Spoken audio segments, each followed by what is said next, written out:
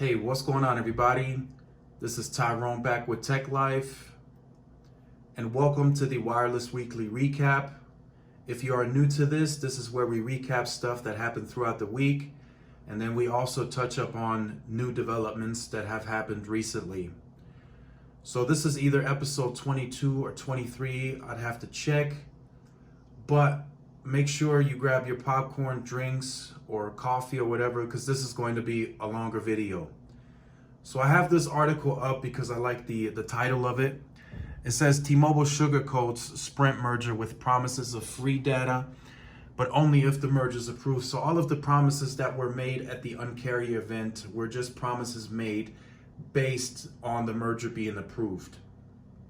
So that is another sign that they are just looking to appease the states and push them to approve or maybe even drop the lawsuit and reach a settlement prior to the trial date on December 9th.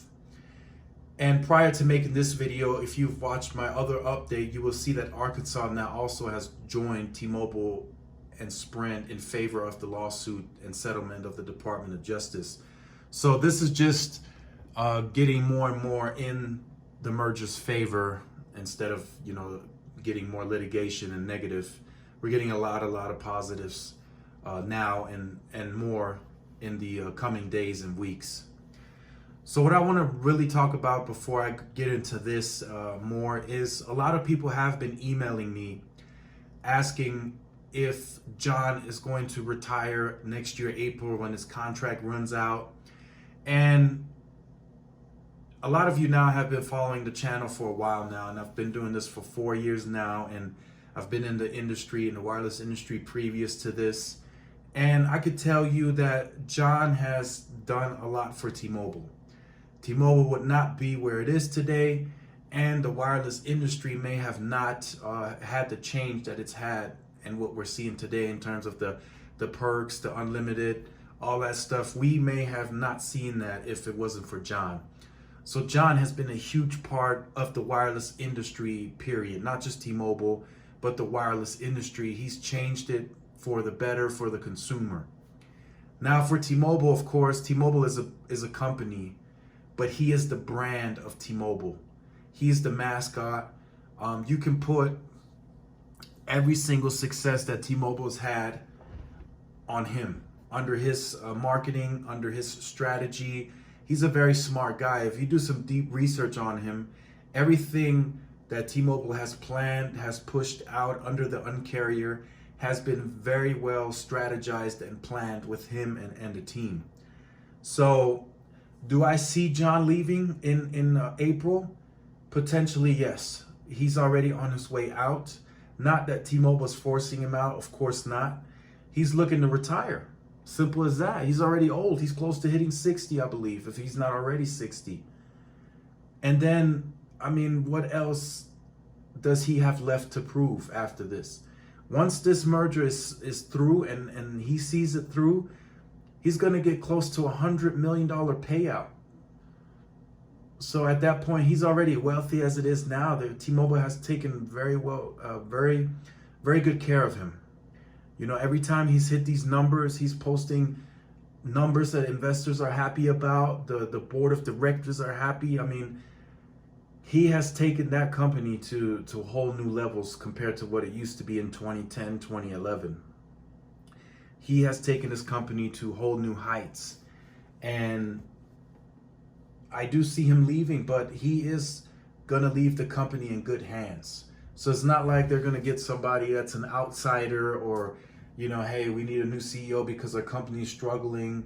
No, I predict it'll be an internal affair at this point in terms of who's going to get the new CEO position. My pick would be Mike Sievert.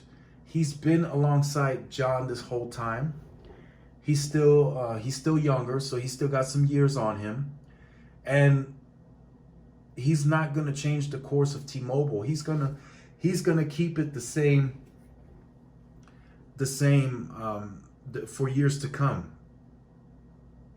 It's not like John's going to leave and then, oh man, T-Mobile's going to go down the hill. That's not going to happen. They have to keep that same strategy You know, there's a saying, if it's not broke, don't fix it. You know? So why, you know, the strategy's working, it's not broke, so why fix it? So if Sievert does get in that position, he's gonna run the ship the same as John did. He's gonna run it the exact same way. We're still gonna get the Uncarrier moves. We're still gonna get all that, you know. And even though John could potentially completely retire or become part of the board of directors, they're still going to ask for his input. Hey, what do you think about this? You know, a quick phone call or whatever the case may be. I'm sure that's what they're going to do. They're going to get his input. He's been there so long. I mean, he's left a huge footprint in that company. I mean, other CEOs are probably looking up to him and saying, man, that's an incredible guy. You know, it's just that way. He's just done something that no other CEO would have probably done in the wireless industry. AT&T, as of recent, before they got rid of John Donovan, they were out of touch completely on that mindset. Hey, we are the premium carrier and we're not going to scoop down to the level of them. And even my contacts were saying that now there are talks going around that if John Donovan was still in place on the consumer wireless side, the new plans that we just saw from AT&T wouldn't have never happened. So, you know, it takes leadership to really push companies to new levels. And a lot of the older leadership, they're just stagnant. They just, you know, we're going to make profits. We're going to make a shit ton of money. And we're just going to keep the company running the same that it is. So change is always good. Change is always good. And John was the perfect example of change. And he entered the wireless industry as a CEO at the right time. It was perfect timing. Everything just fell in line with him getting the CEO, then T-Mobile getting the iPhones, rolling out the network. It just all was, it was perfect timing. It was all perfect timing. So I just briefly wanted to cover that, just to let you guys know. I do think that if this merger goes through, John is going to retire. He's going to leave. There's nothing else that he has to prove. The company is going to be great. He's just the mascot of it. Are people going to be upset? Sure. You know, would the stock maybe go down if they found out John Legere is retiring?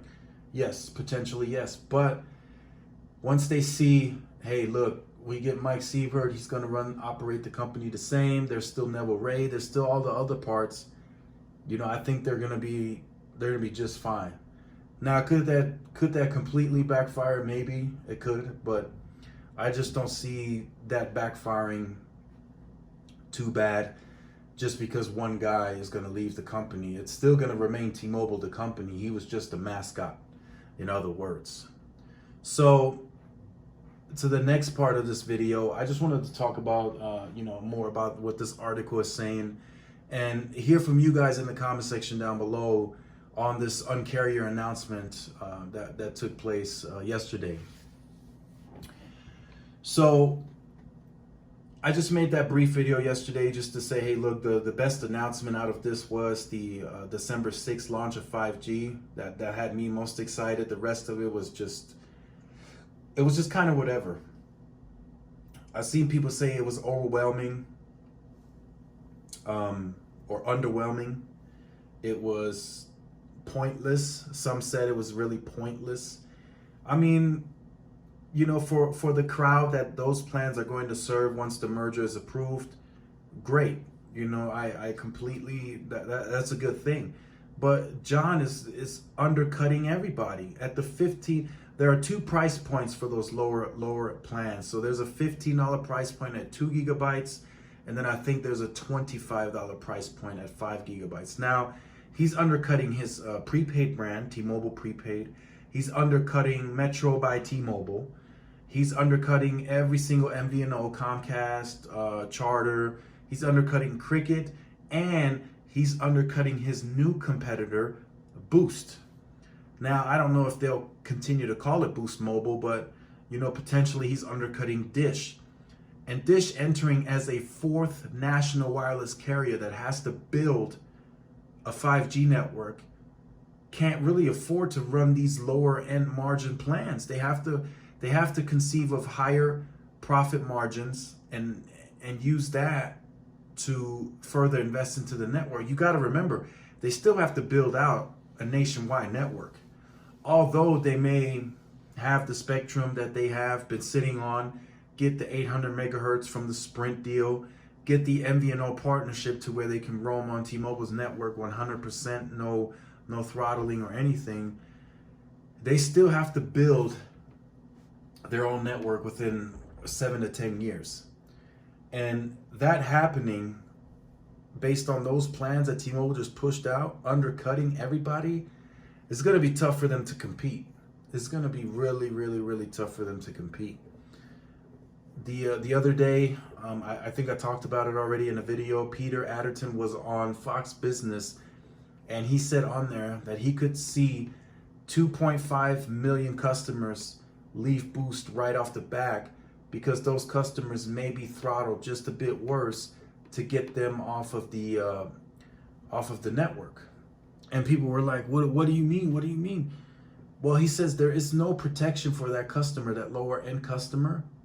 And Dish can't really afford to keep them because they need higher ARPU, higher margins, because they have to invest in the network. So that he just increased that number like yesterday. With T-Mobile undercutting, those customers are going to run over to T-Mobile to take care of that plan. Now, a thing that I do want to mention, and like I said, I think it's great for the low-income customer. I think that plan is perfect. But one thing I do want to mention, and some people I've seen already talk about this, if you're presenting those types of plans on the postpaid side, you got to change your qualification standard. 20% of the United States population, people have no credit whatsoever. So if you're talking about pulling low income customers with those plans, 9 times out of 10, they are not going to have the type of credit that you're looking for to get them approved on postpaid.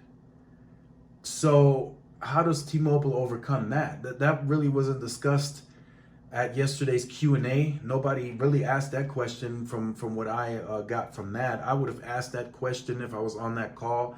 I would have said, how do you plan on qualifying those customers based on credit? Now, I know the home internet one and the first responder one is a different qualification criteria from what I'm tracking, but the Connect one apparently is available for all customers, everybody. Now, and it comes down to the qualification. Of course, you're going to need a phone. So let's say you would like an iPhone 11 or whatever the case may be on that lower end plan. You're still going to have to qualify with credit. They're not just going to hand out phones for free. That's just not going to happen on the postpaid side. So there are a lot of questions left unanswered on these plans, especially the first responder one. I would have asked, several questions on that one. I would have asked, what benefit is that going to have for T-Mobile offering it for free? So let's just say, hypothetically, all first responders, all the first responders, the police departments, the fire departments, the EMS, they leave who they're currently with, Verizon, AT&T, and go to T-Mobile to take advantage of that free program. What does that really benefit T-Mobile? I don't understand it. Are they going to try to maybe upsell that first responder and getting their home internet or whatever the case may be? Yeah, maybe that could be the case. But overall, that plan has no benefit to T-Mobile whatsoever, other than adding more congestion to the network or, adding more people, period. At that time, with the merger closing, they would have potentially the capacity to hold, like they said, 14 times the capacity to hold those customers, but they still bring no value of any revenue. They're free, zeroed out. Do they potentially make some profit off of the phones that those customers may get? Yeah, maybe, but they could have charged like $10, $15 for the first responders to get some sort of revenue from it, but they gave it completely free. And in response, AT&T kind of said, you know, hey, you guys are crazy to do that for free. And then, you know, Verizon and AT&T would never offer that service for free because there's a premium involved in that. You got to roll out Colts, cell on wheels to certain areas for responders. There's money involved in this. So, and that was one of the questions that was asked on the Q&A. Can you maintain the same type of reliability for these first responders as AT&T and Verizon?